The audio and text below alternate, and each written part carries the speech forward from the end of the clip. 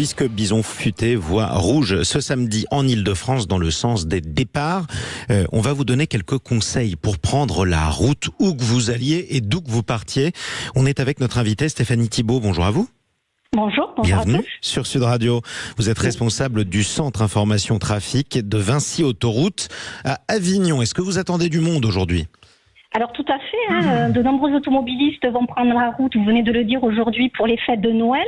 D'ailleurs, toutes les équipes de Vinci Autoroute sont mobilisées pour les accueillir sur le tracé, sur les aires, dans les PC sécurité et notamment au centre Infotrafic.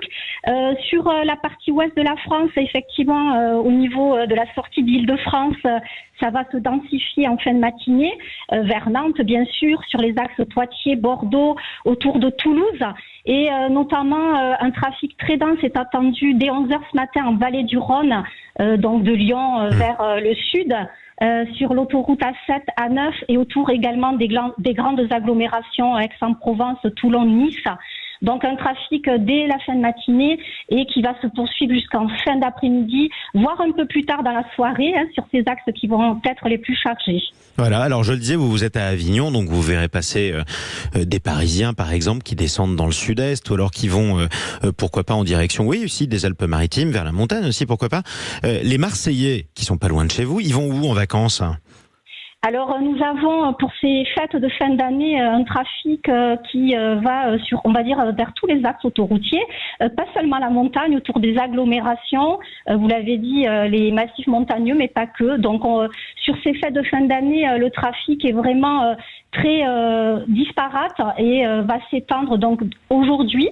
Voilà, je l'ai dit, avec un trafic très important sur ces axes Occitanie, Vallée du Rhône, pourtour méditerranéen. Demain, dimanche, devrait être un peu plus fluide et ensuite les retours reprendront lundi en fin d'après-midi et jusqu'à mardi également. On attend sur certains axes un trafic assez dense. Oui, c'est vrai qu'il y a beaucoup de Français qui séparent les fêtes du reste des vacances, qu'elles durent 1 ou 2 semaines d'ailleurs. On va à un endroit pour fêter Noël en famille et pourquoi pas un autre endroit pour aller en vacances. Est-ce que vous avez une idée de la durée du trajet moyen sur autoroute ce week-end ? Et de la durée et de la longueur. Alors écoutez, le trajet moyen, non. En revanche, ce que l'on conseille bien sûr, c'est de bien s'informer là sur ces créneaux qui vont être les plus chargés avant de prendre la route. Bien sûr, d'adapter sa vitesse aux conditions météo, vous venez d'en parler.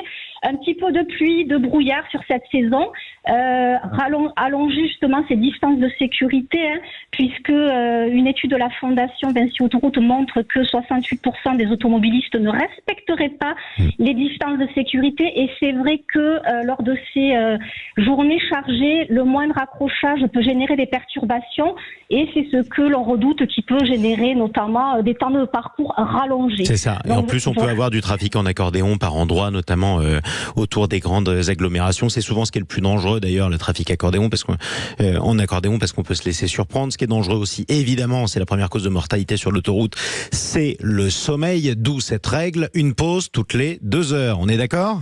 Tout à fait, une pause toutes les 2 heures. La somnolence au volant est un critère et un facteur important d'accident sur autoroute. Donc c'est de s'arrêter régulièrement, justement avec les fêtes.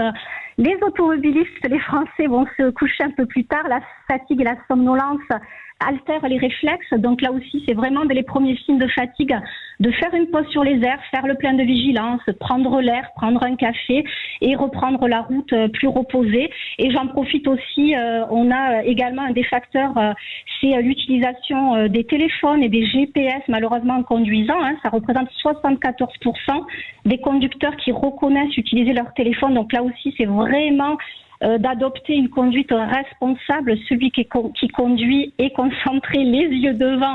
Alors ça c'est vrai, mais si je peux me permettre, Stéphanie Thibault, on est un peu dans une zone grise, parce que dans toutes les voitures, on a un écran de GPS qu'on est censé, c'est vrai, utiliser avant de démarrer, mais que ce soit l'écran de la voiture ou l'écran de l'iPhone sur lequel on peut brancher une application qui nous donne le trafic, c'est un peu la même chose.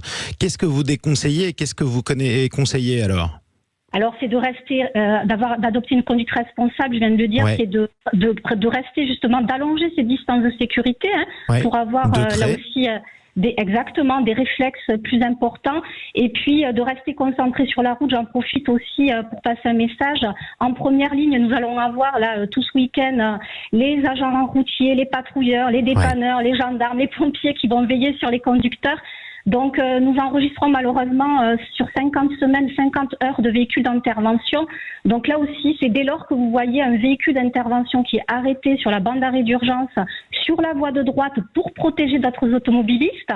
Là aussi, c'est de respecter ce qu'on appelle la règle du corridor de sécurité, de ralentir et de s'éloigner là aussi. Donc voilà, c'est important sur ces périodes. C'est du bon sens. Exactement, de rester concentré sur sa conduite. Et sauver les hommes en rouge, parce qu'il y en a trop qui sont victimes de notre inattention sur la route, ceux qui sont en train de travailler notamment pour vous. Merci beaucoup Stéphanie Thibault.